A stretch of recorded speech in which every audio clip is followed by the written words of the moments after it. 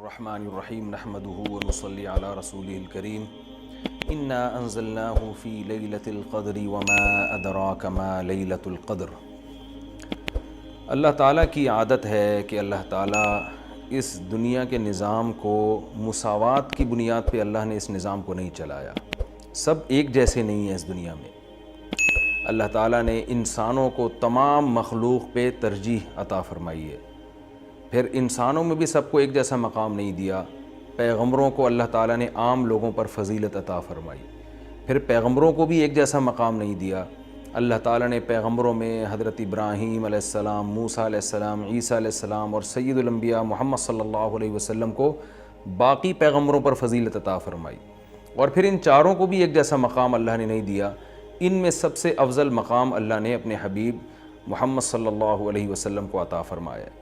تو جیسے اللہ تعالیٰ کی عادت ہے کہ انسانوں میں اللہ نے فرق رکھا، مخلوق میں فرق رکھا، تو اللہ تعالیٰ نے اسی طرح اس زمین کے خطوں میں فرق رکھا ہے۔ اس زمین میں سارے خطے ایک جیسے نہیں ہیں۔ مسجد کو اللہ نے عام جگہوں پر فضیلت دی۔ پھر مسجدوں میں مسجد اقصی، مسجد نبوی اور مسجد حرام کو اللہ نے باقی مسجدوں پر فضیلت دی۔ اور ان تین مسجدوں میں بھی اللہ نے سب سے زیادہ فضیلت مسجد حرام کو دی جہاں بیت اللہ ہے، اور اتنی بڑی فضیلت دی کہ مسجد حرام میں ایک نماز کا ثواب 1,00,000 نمازوں کے برابر قرار دیا گیا۔ اور علماء کہتے ہیں صرف نماز ہی نہیں ہے بلکہ ایک نیکی کا ثواب اللہ نے مسجد حرام میں 1,00,000 نیکیوں کے برابر رکھا ہے۔ تو اسی طرح اللہ تعالیٰ نے جو اوقات ہیں، وقت ہیں، ان کو بھی ایک جیسا نہیں رکھا۔ اللہ تعالیٰ نے ہفتے کے دنوں میں جمعے کے دن کو ان بقیہ 6 دنوں پر اللہ نے فضیلت عطا فرمائی ہے۔ پھر اللہ نے مہینوں میں تمام مہینوں پر رمضان المبارک کو فضیلت عطا فرمائی ہے۔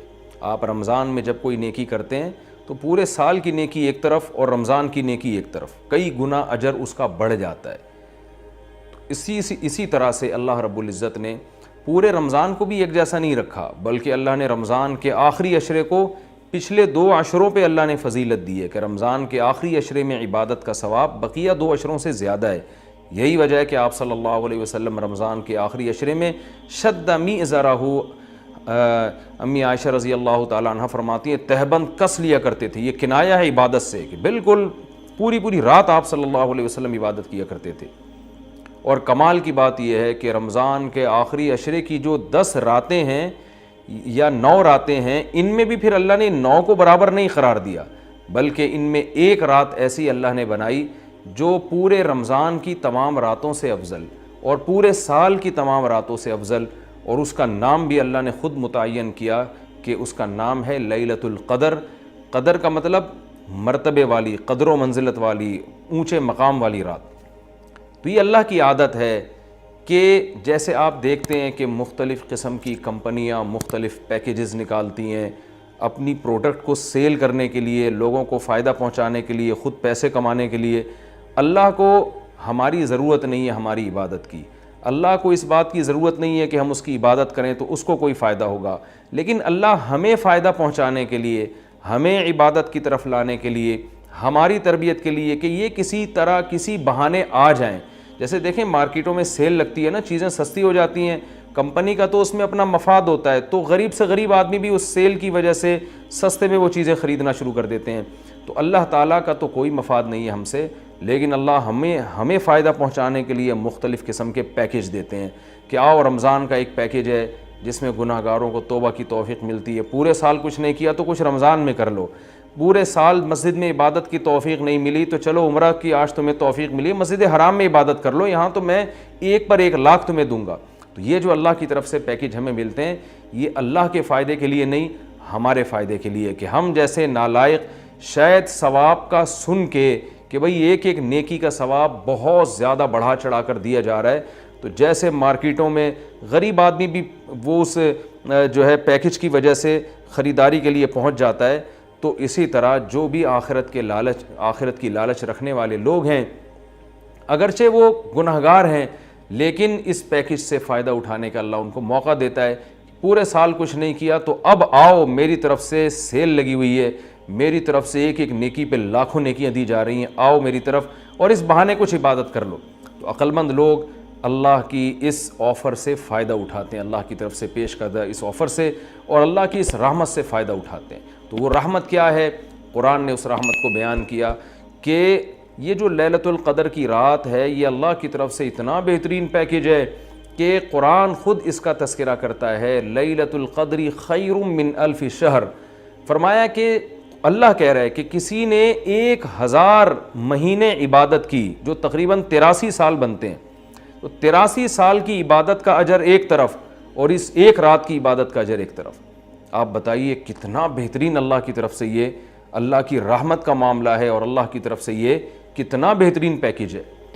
تو اتنا زیادہ اس میں ثواب، اور اللہ نے بتایا کہ یہ ایسی برکت والی رات ہے، 2 جگہ قرآن نے اس کا تذکرہ کیا، انا انزلناہ فی لیلۃ مبارکہ، کہ ہم نے اس رات میں قرآن کو نازل کیا اور یہ برکت والی رات ہے۔ ایک جگہ قرآن کہہ رہا ہے برکت والی رات، ایک جگہ قرآن کہہ رہا ہے قدر و منزلت والی رات، اور دونوں جگہ قرآن کہہ رہا ہے کہ ہم نے اس رات کی سلیکشن کی ہے قرآن کو نازل کرنے کے لیے۔ تو ایک فضیلت تو اس رات کی یہ ہے کہ اس میں عبادت کا اجر ہزاروں گنا بڑھ جاتا ہے۔ آپ 83 سال مسلسل عبادت کرتے رہیں اور اس ایک رات میں آپ عبادت کریں تو اللہ کی رحمت ہے کہ اس ایک رات کی عبادت کا ثواب 83 سال کی عبادت کے برابر ہو جائے گا۔ تو بہت ہی محرومی کی بات ہے کہ کوئی شخص اس رات کو سوتے میں گزار دے۔ اور علماء نے یہ بیان کیا ہے کہ جو بھی فضیلت والے دن یا فضیلت والی راتیں ہوتی ہیں، ان میں جیسے عبادت کا ثواب بڑھ جاتا ہے، گناہ کا عذاب بھی اسی حساب سے کئی گنا بڑھ جاتا ہے۔ جیسے مسجد حرام کے بارے میں حدیث میں آتا ہے کہ ایک نماز 1,00,000 کے برابر، لیکن قرآن کیا کہتا ہے؟ وَمَن يُرِدْ فِيهِ بِإِلْحَادٍ بِظُلْمٍ نُذِقْهُ مِنْ عَذَابِ السَّعِيرِ۔ مسجد حرام میں ظلم اور گناہ کا کوئی بھی معصیت جو ہے، گناہ ہے، اس کا عذاب بھی کئی گنا بڑھ جاتا ہے۔ اس لیے علماء کہتے ہیں کہ مسجد حرام میں ایک جرم وہ 1,00,000 جرموں کے برابر ہے، مسجد حرام میں ایک چوری 1,00,000 چوریوں کے برابر ہے، مسجد حرام میں ایک جھوٹ 1,00,000 دفعہ جھوٹ بولنے کے برابر ہے۔ تو صرف نیکی کا ثواب نہیں بڑھتا، گناہ کا عذاب بھی بڑھ جاتا ہے۔ اسی طرح علماء کہتے ہیں کہ رمضان میں جیسے نیکی کا ثواب کئی گنا بڑھتا ہے، گناہ کا عذاب بھی کئی گنا بڑھتا ہے۔ جیسے مسجد میں نیکی کا ثواب بڑھ گیا، مسجد میں اگر آپ جرم کرتے ہیں، گناہ کرتے ہیں، تو عذاب بھی بڑھے گا کہ اللہ کے گھر میں تم غلط کیسے کر رہے ہو۔ تو اسی طرح یاد رکھیے کہ لیلۃ القدر میں 3 قسم کے لوگ ہیں۔ ایک تو وہ لوگ جو عبادت کر کے اس رات کو قیمتی بناتے ہیں اور 83 سال کی عبادت اپنے کھاتے میں، اپنے اعمال نامے میں ڈال لیتے ہیں۔ ایک وہ لوگ ہیں جو محروم ہوتے ہیں، پوری رات سوتے رہتے ہیں، لیکن وہ بھی خوش قسمت ہیں کہ چلو عشاء کی نماز جماعت سے پڑھی، فجر کی جماعت سے پڑھی، کسی درجے میں ان کو بھی ثواب مل گیا، تراویح کی کچھ رکعتیں پڑھ لیں جتنی اللہ نے توفیق دی۔ یہ وہ لوگ ہیں جنہوں نے اس رات کو بہت حد تک ضائع کر دیا، لیکن خسارے والا کام انہوں نے نہیں کیا۔ خسارے والے وہ لوگ ہیں جو اس رات میں بھی گناہ نہیں چھوڑتے، ڈرامے دیکھ رہے ہیں، فلمیں دیکھ رہے ہیں، غیبتیں کر رہے ہیں، اور عشاء کی نماز جماعت سے نہیں پڑھ رہے، گناہ کر رہے ہیں، فجر کی نماز جماعت سے نہیں پڑھ رہے۔ تو یہ بدبخت لوگ ہیں۔ تو خوب یاد رکھیے کہ لیلۃ القدر میں جیسے عبادت کا ثواب بڑھتا ہے، ایسے ہی گناہ کا عذاب بھی کئی گنا زیادہ بڑھ جاتا ہے۔ اور یہی حکمت ہے، علماء بیان کرتے ہیں کہ رسول اللہ صلی اللہ علیہ وسلم نے ہمیں یقینی طور پر لیلۃ القدر کی رات متعین کر کے نہیں بتائی۔ آپ نے یہ فرمایا کہ طاق راتوں میں تلاش کرو، آخری عشرے میں تلاش کرو، وہ رات اسپیسیفک متعین نہیں کی۔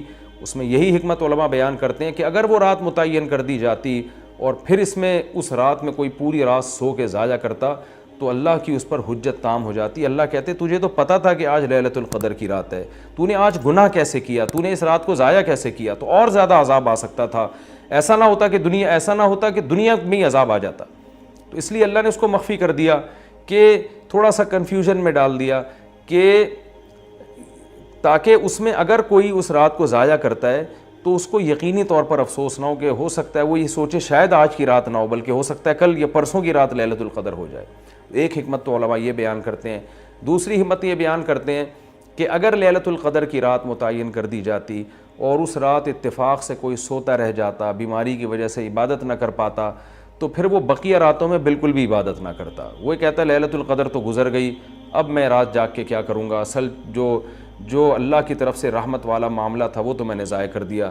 تو اللہ نے اس امت پر احسان کیا کہ بتا دیا بھائی آخری عشرہ ہے اور طاق راتوں میں امکان زیادہ ہے، تاکہ کوئی 21ویں رات کو عبادت نہ کر سکے تو اس کو یہ خیال نہ ہو کہ بھائی اب لیلۃ القدر کا چانس ہی ختم ہو گیا، بھائی ہو سکتا ہے 22ویں ہو سکتا ہے 23ویں ہو، تو اس لالچ میں، اس امید میں وہ 10 کی 10 راتیں عبادت کرے گا۔ اور تیسری حکمت علماء نے یہ بیان کی ہے کہ لیلۃ القدر کی رات کو 100% متعین کر کے نہیں بتایا گیا تاکہ لوگ اس بہانے زیادہ عبادت کریں اور جو طلبگار ہیں انہی کو ملے۔ اب جو آخری 10 عشرے میں یقینی طور پر پوری عبادت کرے گا اس کے لیے تو لیلۃ القدر یقینی ہے، جو آخری عشرے میں کچھ راتیں جاگے گا کچھ راتیں نہیں جاگے گا تو اس کے بارے میں امکان ہے کہ شاید لیلۃ القدر اس سے فوت ہو گئی ہو۔ ہاں، طاق راتوں میں جو عبادت کرے گا، تمام طاق راتوں میں، 21ویں میں، 23 میں، 25 میں، 26ویں، 27ویں رات، 29ویں رات، تو اس کے بارے میں بھی امکان ہے کہ وہ لیلۃ القدر کو پالے گا۔ تو اللہ تعالیٰ یہ چاہتے ہیں کہ جو پورے آخری عشرے میں تمام طاق راتوں میں خاص طور پر عبادت کریں ان کو لیلۃ القدر ملے۔ تو اگر اللہ رات متعین کر دیتے تو پھر تو ہر آدمی اس لیلۃ القدر میں جاگ لیتا، لیکن اللہ نے نظام ایسا بنایا کہ بھئی جو طلب کرے گا اور تمام راتیں جاگے گا اس کو تو یقینی طور پر لیلۃ القدر ملے گی، اور جو تمام راتوں میں عبادت کا اہتمام نہیں کرے گا تو اس کے لیے معاملہ مشکوک ہے، امکان ہے کہ مل جائے، امکان یہ بھی ہے کہ نہ ملے۔ تو اس لیے بھی علماء کہتے ہیں کہ لیلۃ القدر کی یقینی طور پر تعیین نہیں کی گئی۔ بہرحال بہت کثرت سے اس بارے میں روایات ہیں جن میں آتا ہے کہ رمضان کے آخری عشرے میں اور رمضان کی طاق راتوں میں خاص طور پر آپ صلی اللہ علیہ وسلم نے فرمایا کہ لیلۃ القدر کو تلاش کرو۔ تو ہمیں لیلۃ القدر میں کرنا کیا ہے؟ اس میں کچھ بدعتیں بھی پھیلی ہوئی ہیں، جتھے بنا کے مسجدوں میں جانا اور اجتماعی عبادتیں کرنا، یہ تمام چیزیں اسلاف سے ثابت نہیں ہیں، اور ان کو دین سمجھ کے کریں گے یہ بدعت ہو جائیں گی، سنت سے دور ہیں یہ سب چیزیں۔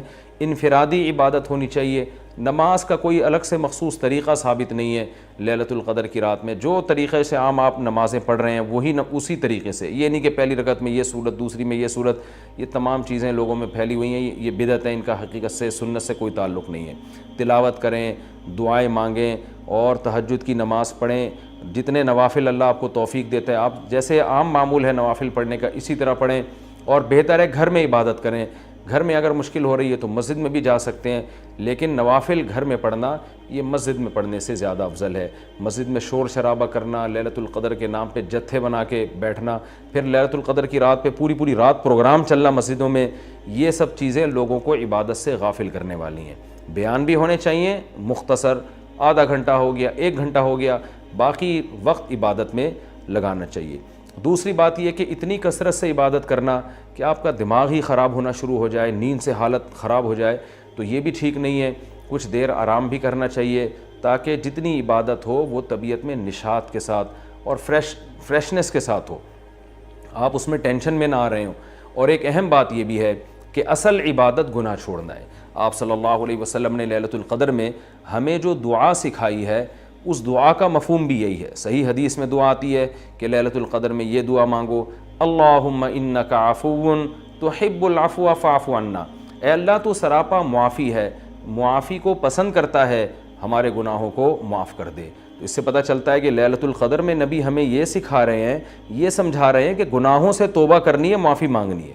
ظاہر ہے جس جرم سے معافی مانگی جاتی ہے تو اسی بیس پہ مانگی جاتی ہے نا کہ آئندہ آپ چھوڑنے کا عہد کر رہے ہو، آپ نے کسی کا دل دکھایا، کسی کو ٹینشن دی، اب آپ اس سے سوری کر رہے ہیں، وہ کہتا ہے ٹھیک ہے آئندہ ٹینشن نہیں دینا، آپ کہتے ہیں دوں گا تو میں آئندہ بھی تمہیں ٹینشن، تو وہ کہے گا پھر یہ تو معافی نہیں، یہ تو معافی کے نام پہ مذاق ہو گیا بھائی۔ تو نبی جو ہمیں دعا سکھا رہے ہیں اس میں اصل بتا رہے ہیں کہ لیلۃ القدر کی رات میں اللہ سے دعائیں مانگ کر توبہ کرنی ہے۔ تو اس رات میں آپ عبادت کریں، اللہ سے دعا مانگیں، اور دعا کیا مانگیں کہ اللہ جو گناہ ہماری زندگی میں ہیں ان سے ہم توبہ کرتے ہیں اور آئندہ ہمیں ان سے بچنے کی توفیق عطا فرما۔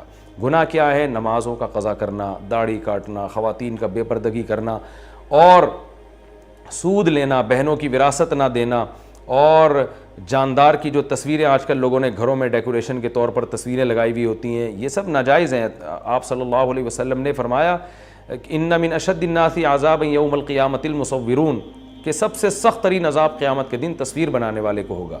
ڈیجیٹل کیمرے کی تصویر میں تو بہت اچھا خاصا علماء کا اختلاف ہے کہ ہماری رائے یہ کہ تصویر میں داخل نہیں ہے، لیکن جو پرنٹڈ تصویر ہوتی ہے اور کسی شرعی عذر کے بغیر ہو، ایک تصویر کسی ضرورت سے ہوتی ہے، بلا وجہ شو بازیوں کے لیے اپنے باپ داداؤں کی تصویریں دیواروں پہ سجانا، یہ فیشن ہمارے یہاں بنتا چلا جا رہا ہے۔ اور جو بت بنے ہوئے ہوتے ہیں تصویر کے نام پہ، وہ بھی اسلام میں حرام ہے۔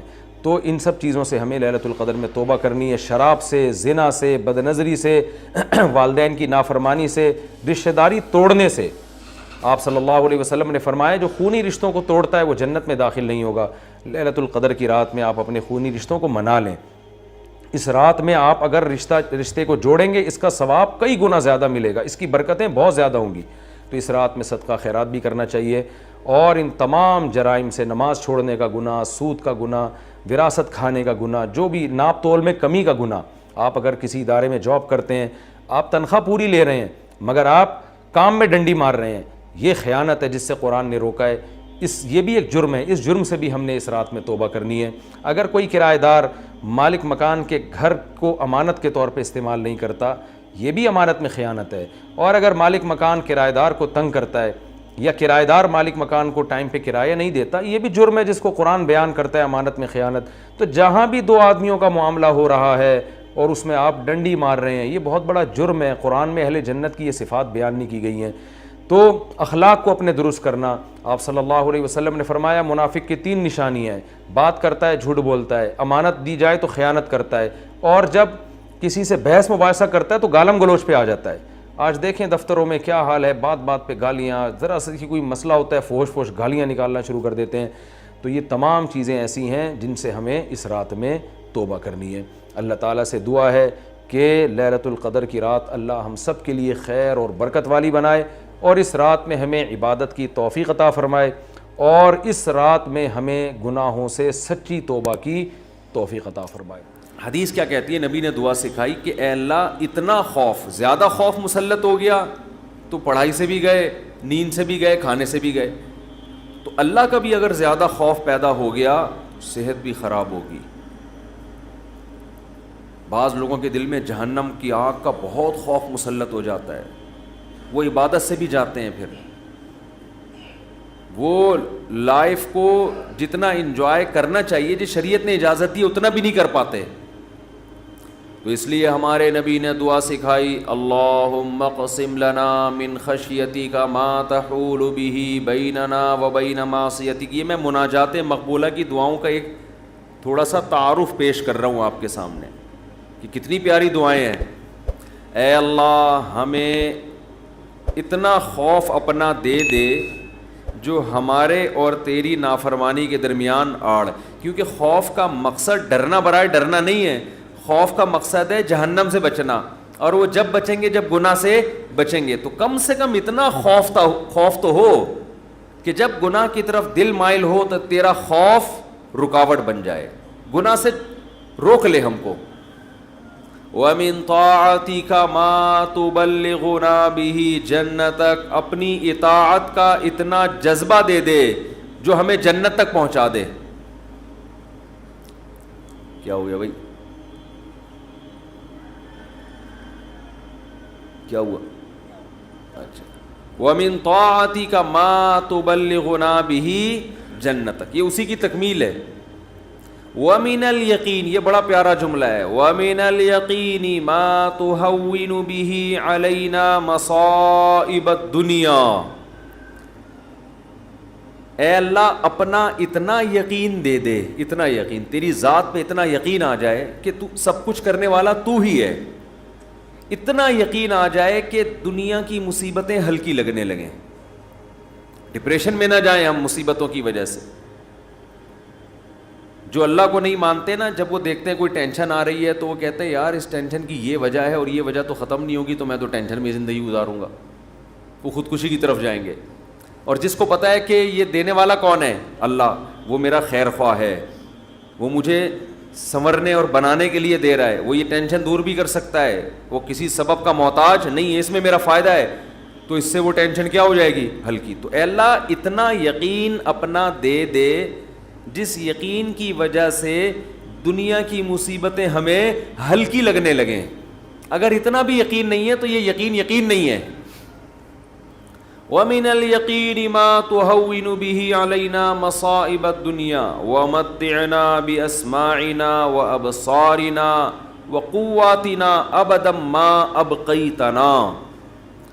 اے اللہ تو نے ہمیں آنکھ کی نعمت دی، سننے کی نعمت دی، بولنے کی نعمت دی، چلنے کی اور بات کرنے کی، یہ تمام نعمتیں جب تک ہماری زندگی ہے یہ نعمتیں ہم باقی رکھنا، معذوری سے ہمیں بچانا. سمجھ رہے ہو کہ نہیں سمجھ رہے؟ آج لوگ دولت مانگ رہے ہوتے ہیں، صحت کو فوکس نہیں کر رہے. آنکھ کی بینائی چلی جائے خدا نخواستہ، کیسی اندھیر زندگی ہے. سننے کی طاقت چلی جائے. وَمَتِّعْنَا بِأَسْمَاعِنَا وَأَبْصَارِنَا وَجَمِيعَ قُوَّاتِنَا أَبَدًا مَا أَبْقَيْتَنَا وَاجْعَلْهُ الْوَارِثَ مِنَّا. یہ اس سے بھی زیادہ خاندانی جملہ. کافر بھی چاہتا ہے کہ میری آنکھوں میں دیکھنے کی طاقت، کانوں میں سننے کی طاقت، زبان میں بولنے کی طاقت، میری تمام جو جسم کے پارٹس ہیں وہ صحیح رہیں تاکہ میں دنیا کی نعمتوں سے مزے اڑاؤں. تو اے اللہ ہم صرف اس لیے نہیں کہہ رہے کہ یہ تمام چیزیں باقی رکھ کہ ہم دنیا میں مزے اڑائیں، دنیا میں بھی لذت، اور یہ جو تو نے ہمیں طاقتیں دی ہیں یہ آخرت میں بھی ترقی کا ذریعہ بن جائیں. تو ڈبل مزے ہو گئے کہ نہیں ہو گئے ہے بھائی؟ کیونکہ جس آدمی میں قوت اور طاقت نہیں ہوتی مختلف چیزوں کی، وہ آخرت کے کام بھی زیادہ نہیں کر سکتا. تو وَاجْعَلْهُ الْوَارِثَ مِنَّا، ان کے اثرات باقی رہے، قیامت کے دن فائدہ ہو. ان آنکھوں سے ہمیں، ان کان سے اچھی بات سنی تھی اور ہدایت مل گئی، تو یہ فائدہ ہو گیا نا اس کان کا آخرت میں.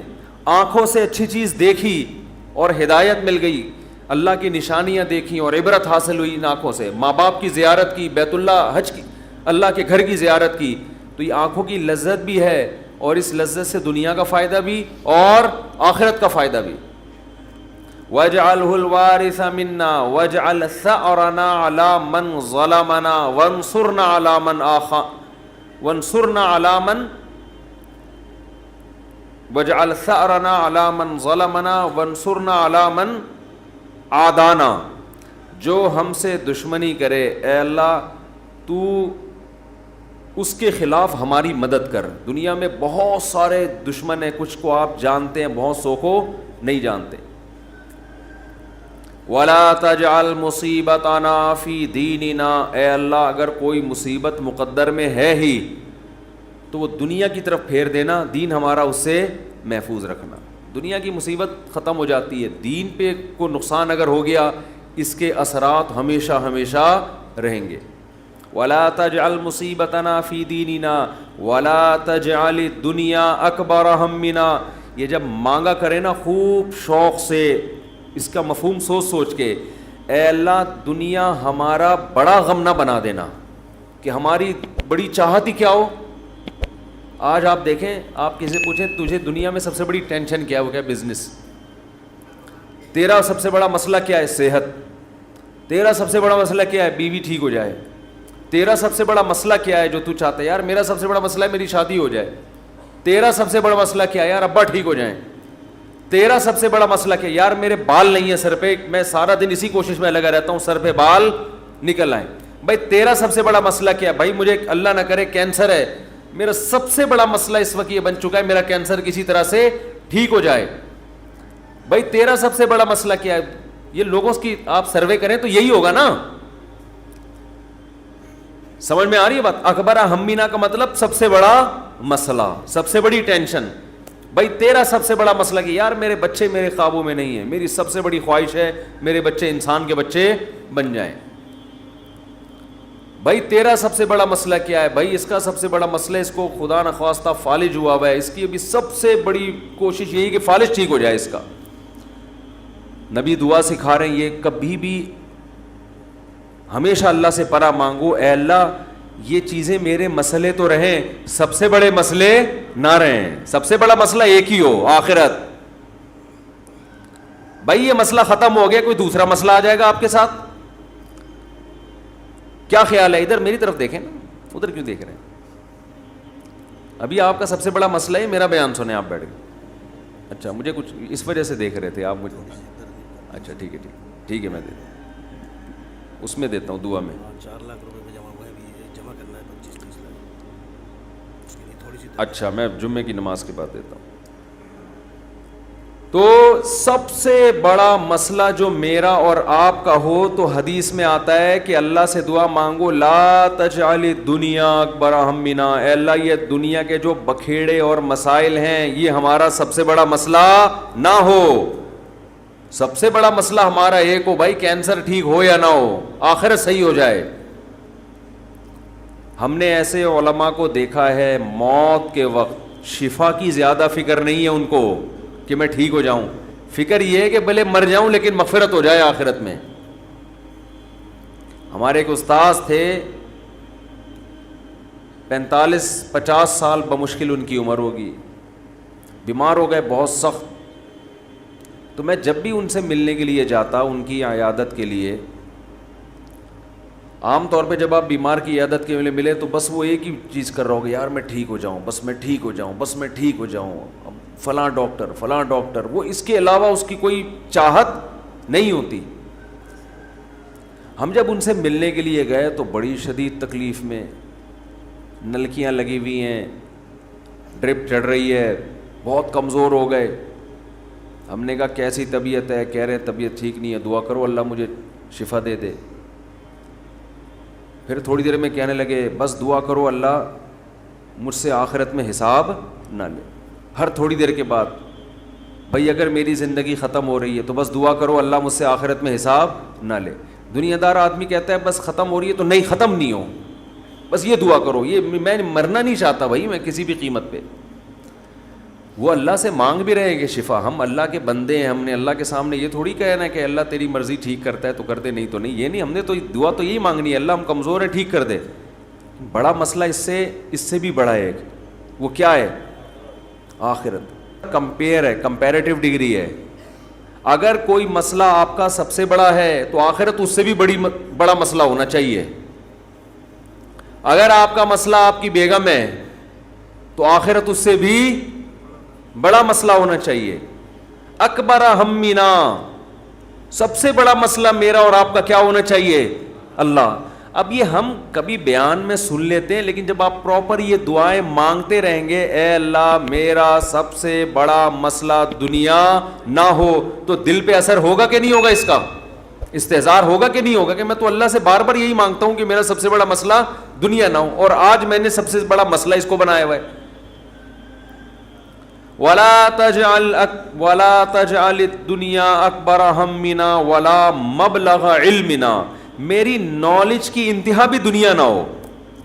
آپ کی نالج گھوم پھر کے کس کی طرف آتی ہے؟ دنیا کی طرف. تو اس کا بھی وہی مفہوم ہے جو پہلے والے جملے کا مفہوم ہے.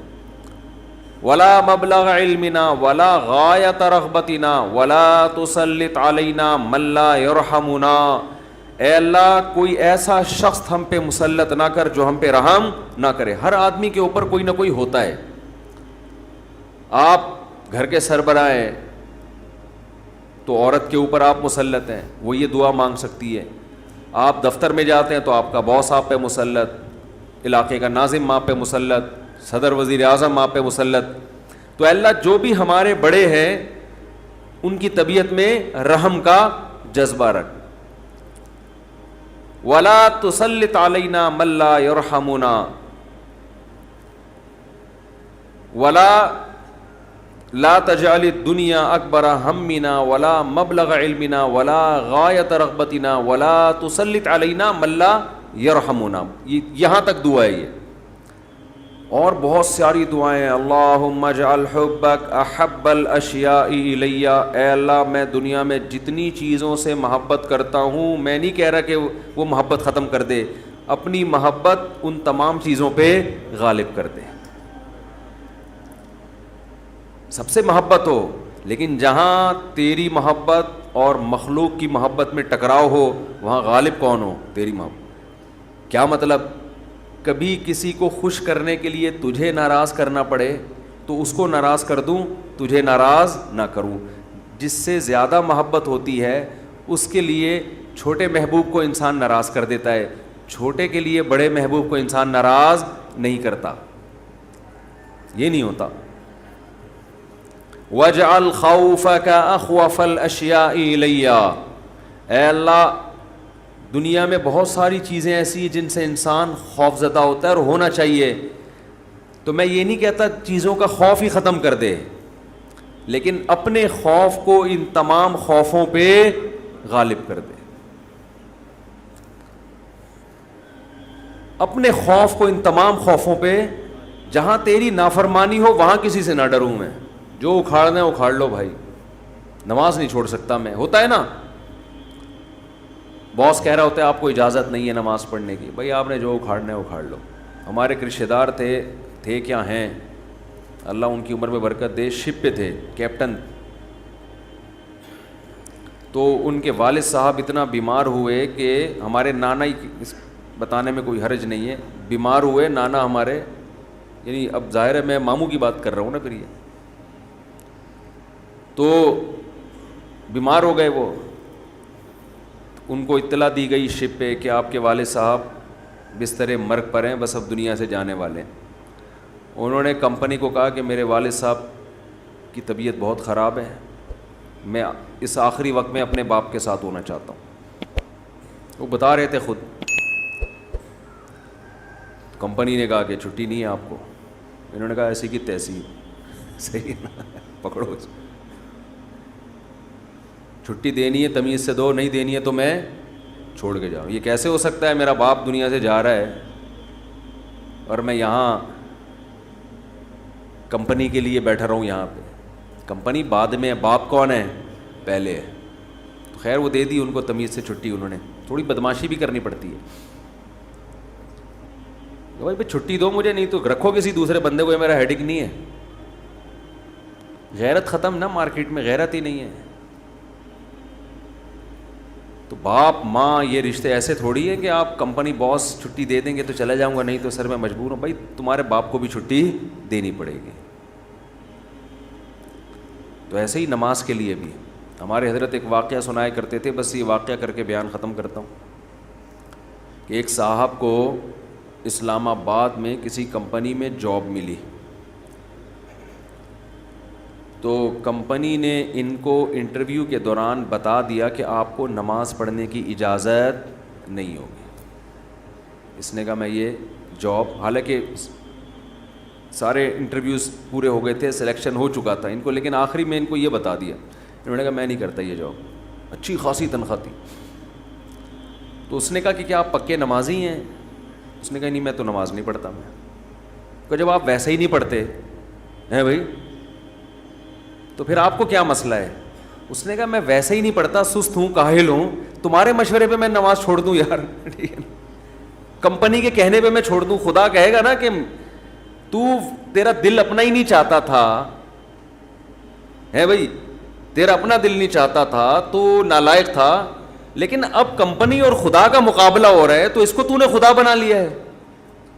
یعنی ہم اتنا پروٹوکول تھوڑی کمپنی کو دیں گے, باس کو دیں گے کہ تو کہہ دے نماز چھوڑ دو, تو ہمارا باپ ہے جو تو کہہ دے یہ کام تو ہم باپ کے کہنے پہ ہی. اگر آپ کا نماز پڑھنے کا موڈ ہوا اور ابا کہہ رہے نہیں پڑھو, ایسے موقع پہ آدمی کہتا ہے ابا میرا اپنا آج تو میرا موڈ بن گیا ہے, میں کیسے چھوڑ دوں نماز؟ تو یہاں تو ابا کو آدمی لفٹ نہیں کراتا میرے بھائی, جو کرنے والے ہوتے ہیں. باس کو اتنا باپ کیوں بنا لیں گے ہم؟ تو باس کی چمچا گیری اتنی کیا کرو جتنی قیامت میں افورڈ کر سکو. یہ بھی انسان ہے, اتنا زیادہ فری نہیں کرایا کرو. میں یہ نہیں کہہ رہا اپنے باس سے بدتمیزیاں شروع کر دیں, آپ بد کلامیاں شروع کر دیں, عزت دینی چاہیے, لیکن اللہ سے آگے تھوڑی نکالنا ہے اس کو, اللہ سے آگے تھوڑی رکھنا ہے. تو ہمارے حضرت کو وہ بڑا پسند آیا بے نمازی, کہا کہ دیکھو غیرت ہے اس میں. اتنی بڑی جاب ٹھکرا دی اس نے. بولا بھائی تمہارے کہنے سے تم نے, یعنی میں اس لیے اب نماز نہیں پڑھ رہا کہ کمپنی کی طرف سے اجازت نہیں ہے. تو کمپنی کون ہوتی ہے مجھے روکنے والی؟ تم چند لاکھ روپے تنخواہ دے کے تم نے ہمیں غلام بنا لیا ہے. تو اگر ہم اللہ کی نہیں مانتے تو تمہاری بھی نہیں مانتے, ٹھیک ہے نا؟ تو تمہاری تو ہم پہلے ٹھکرائیں گے. تو غیرت مند بے نمازی, غیرت مند بے نمازی. خیر نماز پڑھنی چاہیے, نماز کی ویلیو کم نہیں ہے. تو یہ ہے وَجَعَلْ خَوْفَكَ أَخْوَفَ الْأَشْيَاءِ إِلَيَّ وَقْتَعْنِي حَاجَاتِ الدُّنْيَا بِالشَّوْقِ إِلَىٰ لِقَائِكَ. اے اللہ اپنی ملاقات کا شوق اتنا دے دے کہ دنیا کی حاجتوں کی تمنا نہ رہے.